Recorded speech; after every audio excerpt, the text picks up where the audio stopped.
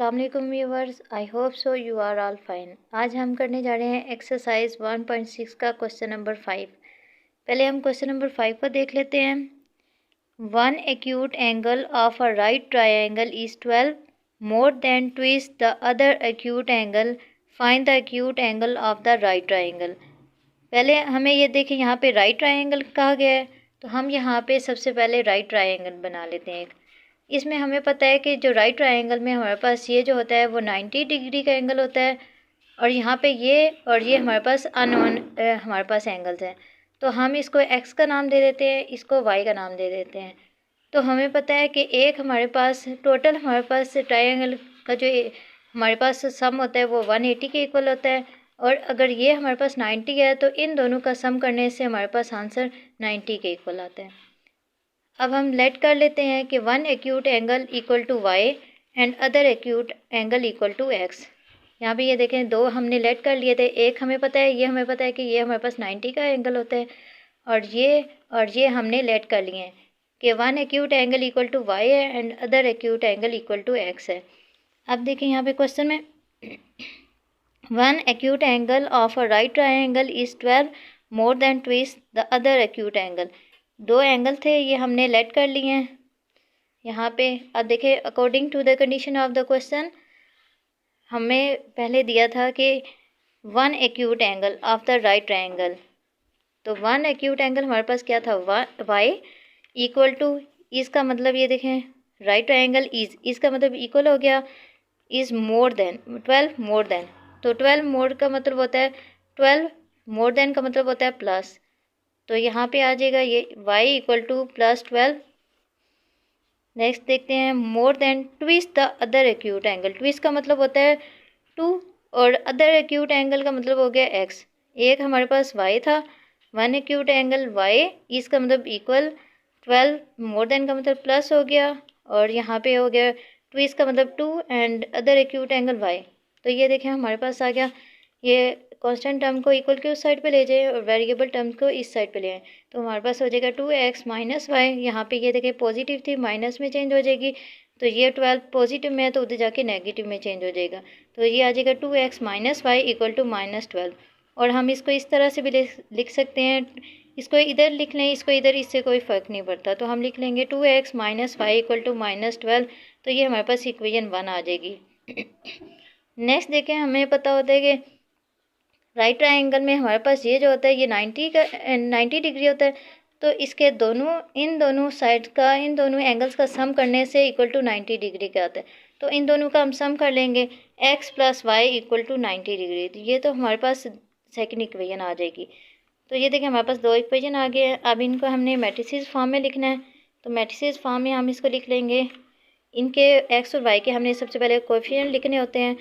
तो कोएफिशिएंट हमारे पास x का कोएफिशिएंट है 2, y का कोएफिशिएंट -1, यहाँ पे 1, और यहाँ पे भी y का कोएफिशिएंट 1।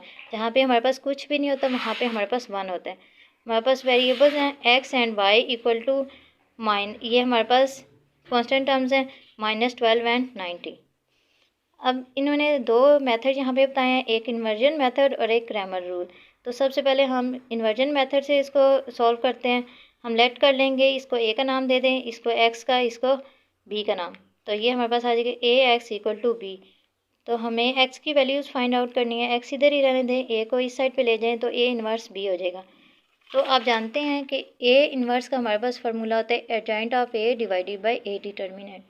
तो एडजॉइंट ऑफ a हम कैसे फाइंड करते हैं, ये देखें a का मैट्रिक्स हमारे पास है, इसमें हम इन दोनों की प्लेस चेंज करते हैं। 2 को 1 की जगह, 1 को 2 की जगह ले जाएंगे।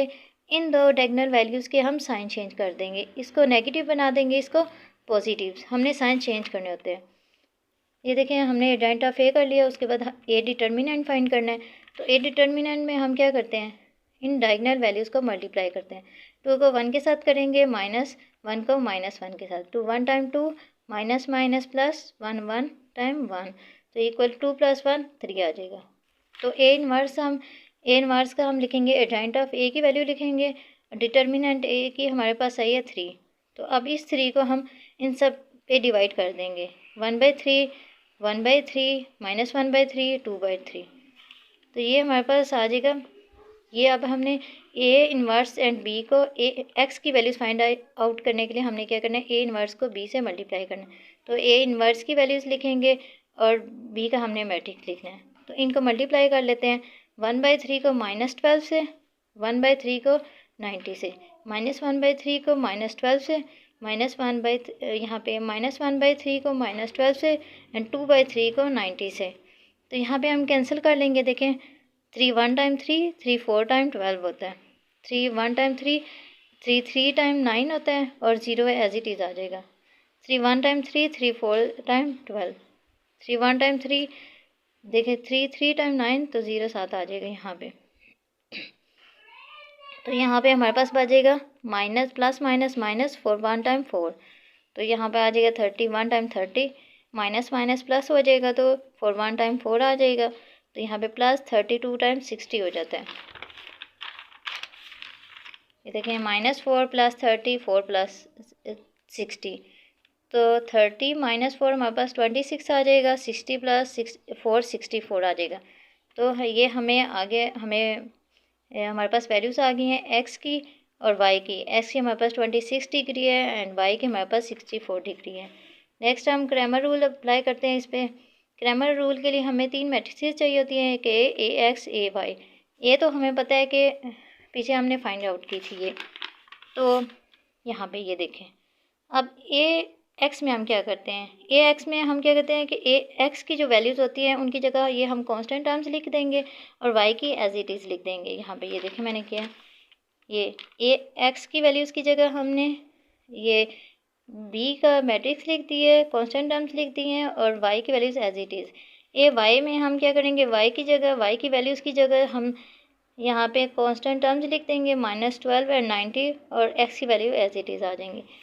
अब हमने इनका डिटर्मिनेंट फाइंड करना है। ए का डिटर्मिनेंट फाइंड करेंगे 2 1 टाइम 2 -1 को -1 से, 2 1 time 2 minus minus plus 1 1 time 1, 2 + 1 3। ए एक्स का इसी तरह हमने डिटर्मिनेंट फाइंड करना है। ए एक्स का हमारे पास है -12 को 1 से, माइनस का साइन, फिर 90 को -1 से मल्टीप्लाई करेंगे।